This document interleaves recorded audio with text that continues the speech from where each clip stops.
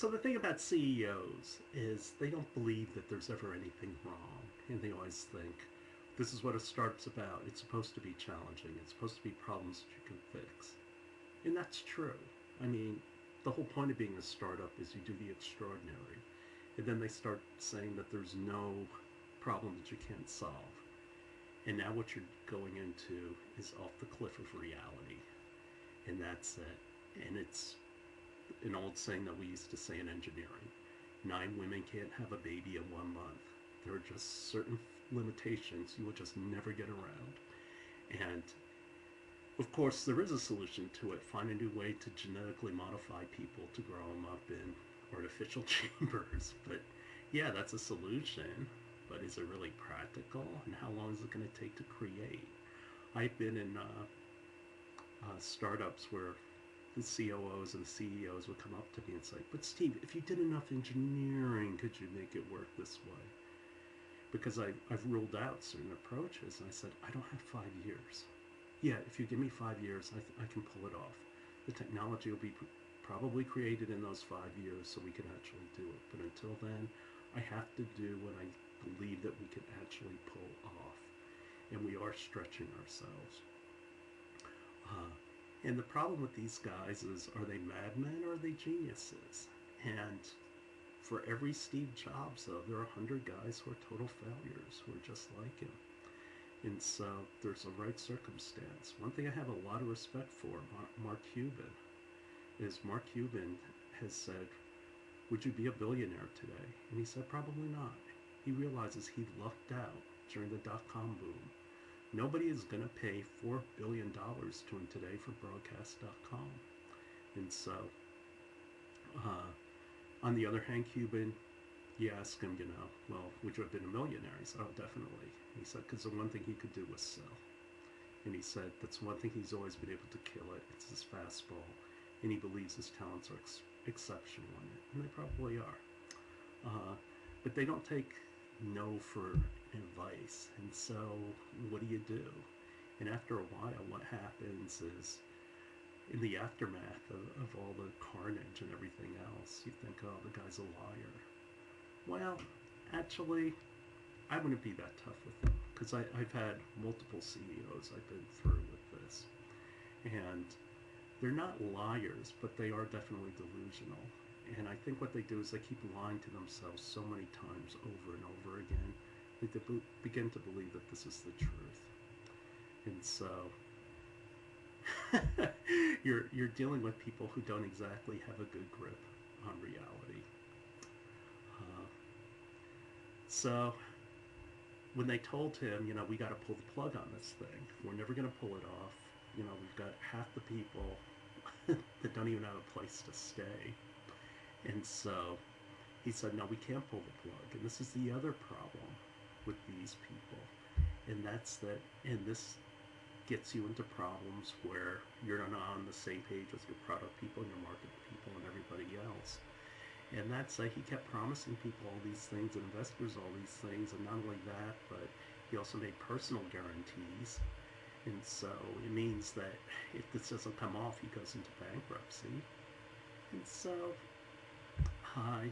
you're at the point where you can't pull the plug. If you pull the plug, it means you're bankrupt, you're ruined for life, and everything else. So what the heck? There's a 1 out of a million chance that we can get this to work. I'm sticking with it. And so what happens? This is what Senor Chavez talks about. People cry into their pillows. No, I'm not. Dr. Cho isn't a cry in his pillow type. And actually, someone sent out, an email at the critical point. They're just like a day or two away from all this. And these are the people who all along have been warning people, look, we're in trouble, we're in trouble, we're in trouble. And then all of a sudden, it's like you're on the Titanic and the iceberg is getting bigger and bigger and bigger. And so after he sends out a final impassioned plea that we have to do something, like we have to cancel some of these people, let's just take care of the people we can take care of. What's the response he gets back? They're going to see his smiling face and crazy yoga skills. And at that point, you just kind of throw your hands up. People who doubted that they could pull certain things off were told they had to leave.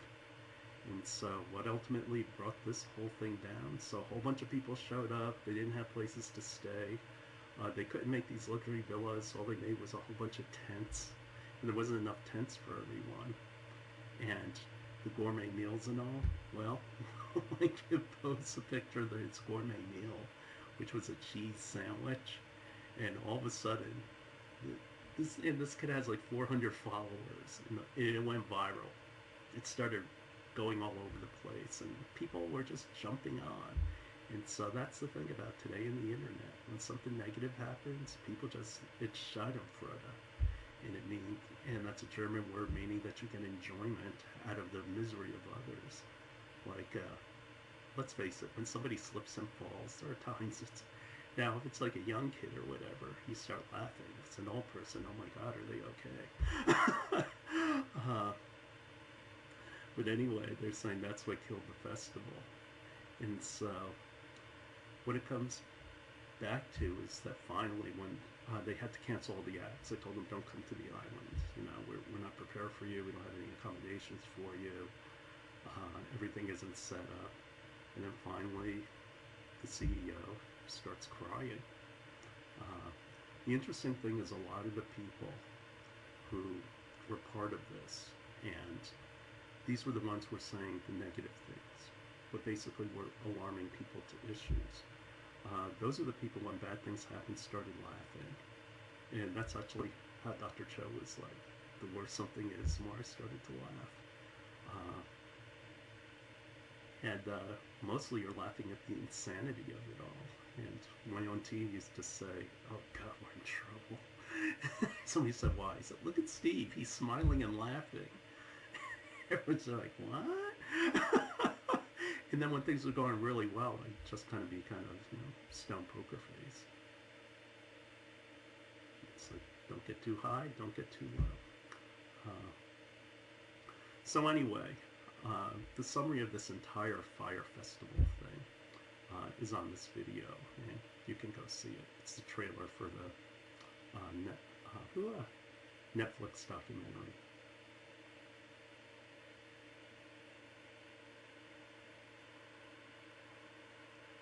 And here's another one to look at it. To top it all off, this probably summarizes it all.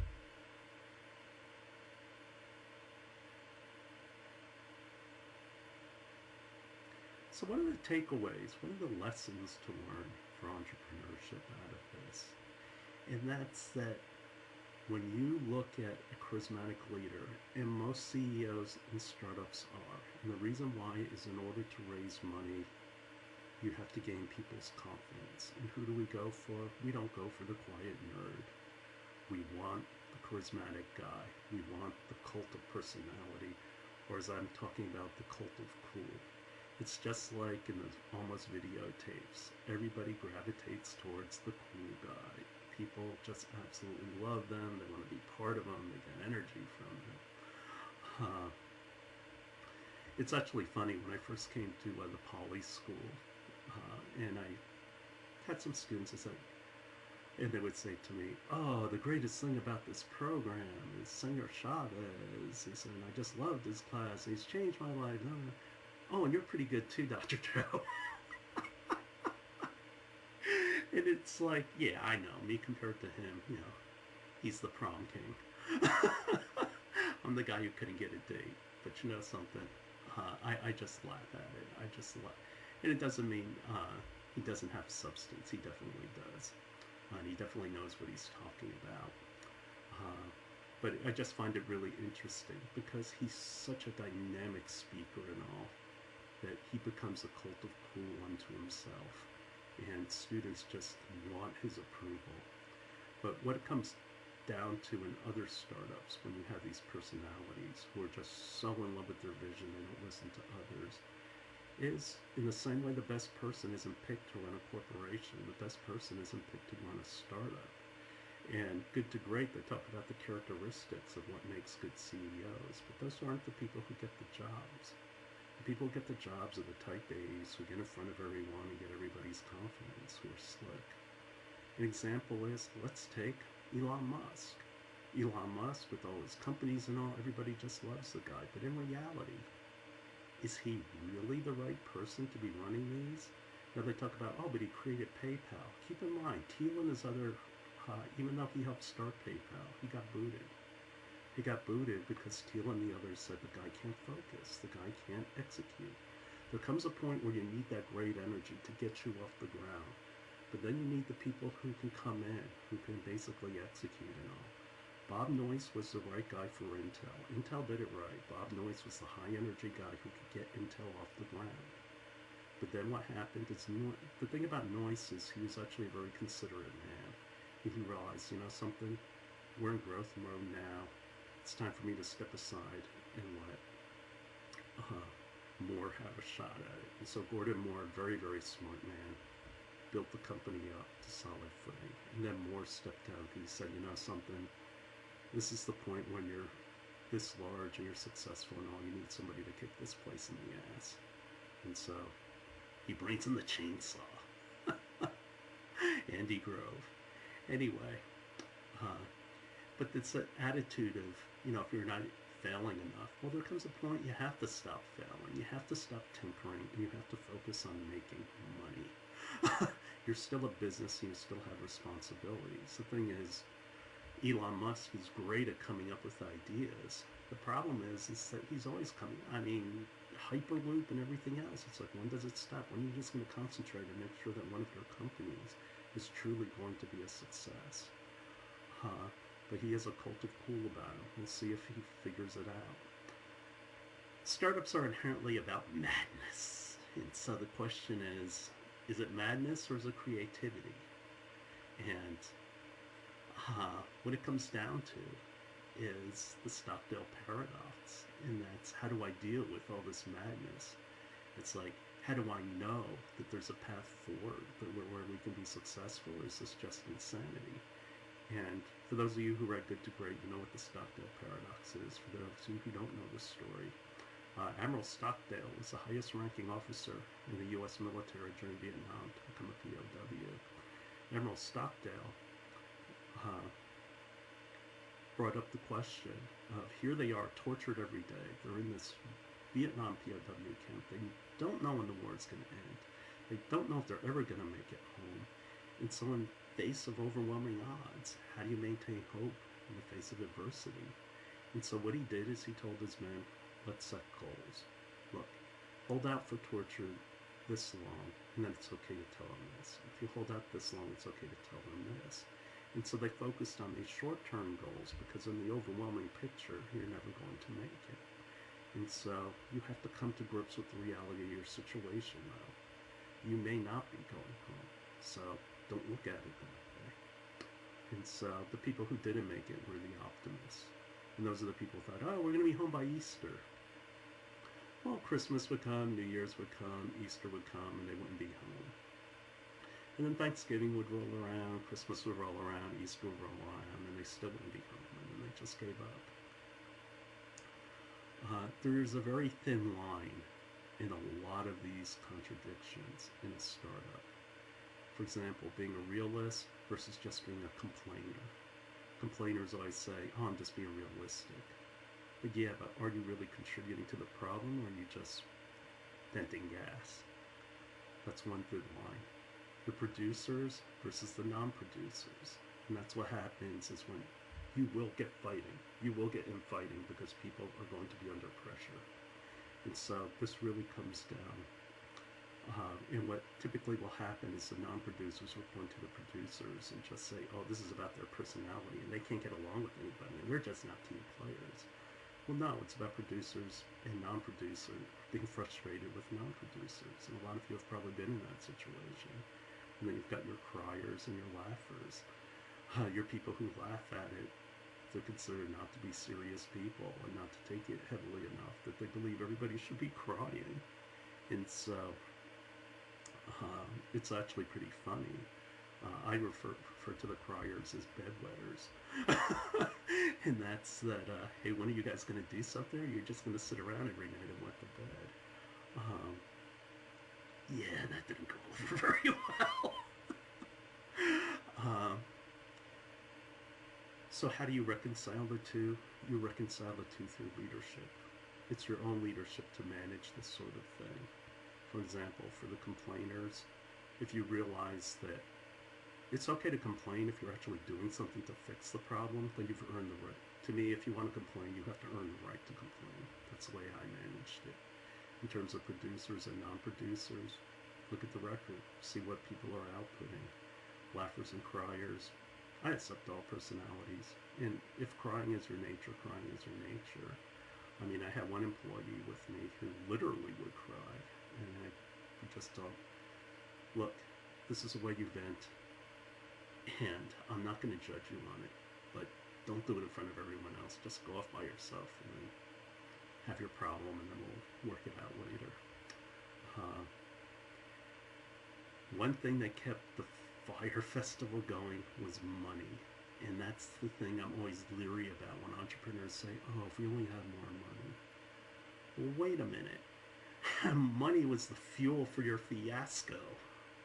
So is money really your problem? And that's the thing is, I look at startups, it's like, are you smart about your money? Do you run lean? Or do you spend it like it's tomorrow and say, you got to spend money to make money? And that's why I treat investors' money like my own. So what's the moral? When you're in these crazy situations, this is the way I've always looked at it, and why I have been put in certain situations and I've put in others. And that's that listen to your own acumen, your intelligence, and your inner wisdom. Can I get there from here? If you see a way that there is a path from here to there, then stick with it. If you really don't see a path from here to there, then it might be time for you to move on. One big assumption people make is personalities and people come into this. And so and especially the leader, somebody like Billy. Oh, well, Billy will eventually get it, or Billy will figure it out. You can't make that assumption. People do not change easily, and people do not change rapidly. There's only 3 circumstances where people change rapidly. Number 1, they come out of their 20s. There is a huge difference between people between your 20s and your 30s. For those of you who are older, you know what I'm talking about. You're a much different person in your 30s and 20s. 2, and you have the life-changing elements. 2 is if you have the death of a family member. And that's somebody who's very close to you or something like that can sober you up, because they might have been a crutch to you or something like that, or something you leaned on, and now that they're gone, your view of the world definitely changes very much. And the 3rd is human tragedy, war, starvation, zombie invasion, those sort of things. People have to change very rapidly. You find out what people are about. But outside of that, you cannot bank on people changing. I left a startup. I left a flat panel startup, and this is the craziest thing of all. I had solved the problem that had been killing the other 40 startups. I had figured it out, me and my team. And once we did that, it's actually pretty funny, because the head of Motorola says, I don't think they have a solution. He said, you cannot seal this thing at 400 degrees and be able to have the entire thing work. I don't know what they're doing. And so I just kind of sat there and chuckled. And because my management called me in and said, what are we going to say about this Motorola thing? Tell them the truth. Yeah, they're absolutely right. And then everybody was stunned. You can't seal this thing at 400 degrees. That's why we're not doing it at 400 degrees. Hey, I figured that one out. But when you expect, and there was an executive who was very young, fresh out of Stanford, never made a product in his entire life. I didn't even think his doctorate thesis was that good. He had never worked on a device or anything before. And so, but all Stanford people at the top, they were all enamored of him. And the word that kept coming up when they talked about him was maturity. And so after I had solved that problem, and then we raised $75 million based off this achievement, all of a sudden this gave us momentum. And then we had signed an alliance with Sony. to be a manufacturing partner. I quit. And people normally quit when you're going down. I quit on the way up. And the reason why I quit is I looked at this management and said, you guys don't know what you're doing. It's like everybody around here is taking victory laps. Heck, we haven't sold anything yet. We don't know the reliability of this display. And so what ended up happening is I quit, and then a year later, one of the VPs who I actually have respect with, it was kind of funny, they ambushed me at lunch, and he sat down and we talked about it. And he said to me, you know, Steve, I've made a lot of mistakes. He came from IBM, and he said, this is a much different culture than IBM, but this is what I figured out. I need 5 people. 5 good people. If you put 5 people in the right places, this whole thing can take off. We have the money, we have the fundamentals. Right now, I've got 2 good people. I got George, I got Brian. He said, if I get you, I'm 3. I'm going to need you 3 guys to help me to find the last 2, and we're going to take this thing over the top. And that's what convinced me to come back. The reason why is he finally came to grips. Before I left, they kept schmoozing me about, oh, how everything's going to be okay. That didn't do anything for me. But that was a very honest recognition of the problems they had. And so there was a chance I could see a way forward for success. And then what happened is there was a huge pout in the 1 week I was waiting for my offer letter. There was a huge fight at the top, and he got demoted. And then they said they still wanted me, but they started stripping things out of the offer that we had agreed to. And in the end, they were only offering me money. And it's like, you guys don't get it. I can't be bought. When I was leaving, they were offering me like a 50% raise and 50% more stock and everything else, a promotion. And it's like, you guys have not addressed any of my issues about this company. I work more for money. I work to win. And quite frankly, I don't think you guys know how to win. And so, but the thing that was funny was this guy Dave started talking about this other manager and started bringing up the aspects of maturity. And I just said, I can't count on that. And he was shocked. I said, he's going to be who he's going to be. I'm going to need to figure out how to work with who he is. I need time to sit down and figure this out. Because quite frankly, I can't bank on the fact that suddenly he's going to have this epiphany that he's going to mature. And this is what happens a lot of people in bad relationships, whether they're men or women. They always look at people they're with and say, well, I can make him change, or I can make her change, or she's figuring it out. Nah. They aren't. You're going to have to deal with reality and accept them for who they are right now. And figure out, is this what you want, and this is what you're going to live with. And finally, and this is also, I talked a lot about this in the groove. At the end of the day, you're at a coin flip. You love the company. You don't want to leave. But you also know it's got really, really big problems. And so what you do is ask yourself a simple question. Where do I want to make mistakes? Meaning, can I live with walking away from this? And it becomes a success? Or can I live with walking away from this and the whole thing goes under? And so, in the end, I had to listen to my own inner voice. Now, that company went under. It took 6 years for it to went under, but it did go under. And unfortunately, it went under to the tune of $450 million. That is quite the splat.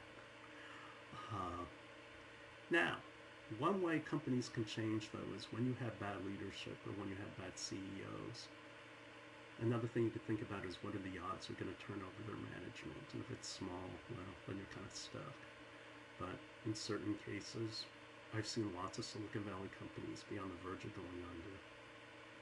They changed the management, they brought in the right people, and they made it over the top. And so that's always a possibility. But what are the odds that it's going to happen? The thing is, with all the spending and everything like that, what do the leaders do? Oh, you know, we were just learning, and oh, we now know so many more things. Next time it'll be different. Blah, blah, blah. but they don't look at the carnage they left behind. And that's that people don't get paid. And people don't have to, and people have to live with these broken promises. And guess what? All these vendors are angry. I've had CFOs who are honest guys, and you're trying to stretch out your dollar. And the way you stretch your dollar out is only pay the people who really need to be paid, like the rent or the power. But then after a while, what happens is people get angry with you, and they don't forget it. And guess what? Being the CFO or financial person, it may not be your fault at all, but people shoot the messenger. And so if you're affiliated with that, you know it. All these people who are crying, are they crying for themselves or are they crying for the people they hurt? And also, there's so much waste that goes on when it fails, and that's part of the reason why I left also. And that's that I'm a person who can't stand waste. If I feel like I'm just sitting around wasting my time, then I'm going to go do something else. But the amount of human effort, the raw materials, the lost opportunity, and everything else, it just grates at you. It's carnage. And so, this is why I operate to the following tenets. As a manager, this is what I tell my people. If you run into trouble early, tell me early. Why? Because early you have options. You're not going to get punished. We'll get you help. In fact, I'll respect you a lot more for it. On the other hand, if you leave things too late, you feel like you have Superman, or I'm going to take care of it, then that's when the hand of God comes down on you. And so, that's my philosophy of leadership in a startup. Get your people to tackle things early. If they see warning signs, do it early. If they have to kill something, kill it. But don't leave it till late. And that's the thing. These people kept thinking the next day they were going to pull it off. And also, freakish things happen. In their case, they thought they might have been okay, and then there was a huge rainstorm, and all their tents got flooded. So now there was nowhere for people to stay. There wasn't enough food. It was just a fiasco. Anyway, here's a video about the aftermath of it. And this is what I positively, absolutely hate. CEOs start to put a positive spin on it, and like they did something. And it's all just BS. And so what are these people are? Yep, they're just a big piece of work. When the flat panel company went under, there was one guy who was in charge of all the technology. So here he just wrecked a company for $450 million. He walked away with a $500,000 parachute. And then he went to another company. But he said it's a great success because they licensed his patents. Well, the amount of money they got from the licenses didn't even come close to paying off that. And then he went to another company, and then they sold it to Texas Instruments and said, hey, we harvested this company. Well, no, they sold it for a dime on the dollar. That's not a success. Yeah, you could say he spun it that way. And then he went to Solyndra, $750 million down the drain. Again, he was a VP of technology, responsible for that technology. And why did they fail? They promised their technology was going to be cheap, and it wasn't. Subsequently, they got killed by the Chinese, who were able to make less expensive solar panels. Their business model was all wrong, and they got killed because they couldn't meet the cost requirement. And gee, if I'm going to make an industrial product, I think I need to meet my cost goals. Anyway, so this person sunk over $1 billion worth of companies, and yet he keeps getting hired as an executive. And he just keeps spinning it, point the finger at other people, make it look positive. Oh, it was a learning curve. And also another thing that really helps you is if you get a degree from Stanford, that covers up a lot of images. But you know something, as bad as the Fire Festival and everything was that happened, good things can happen.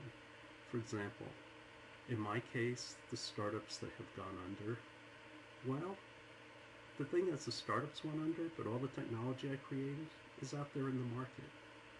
And so, yeah, maybe the companies didn't make it, but the stuff I made had value. and it's out there. It's a product that's being sold. The only thing is I just didn't reap the benefits of it. So, there's a wistfulness about that. But at least this wasn't something that just got through to the side of the road. And what it means is that if you have good tech, it will make it somehow. And not only that, but the good people, the people who really worked hard and were conscientious and all. For example, this guy, Mark Weinstein, he hasn't forgotten about this. He's actually started GoFundMe pages to raise money to help pay back these poor people in the islands who didn't get paid. He still cares about what happened to these people. Meanwhile, the CEO is in jail. And the reason why the CEO is in jail is he made a whole bunch of promises to investors that they were going to do this and this and this. He basically misled them. If he had been honest with them, he would have never gone to jail.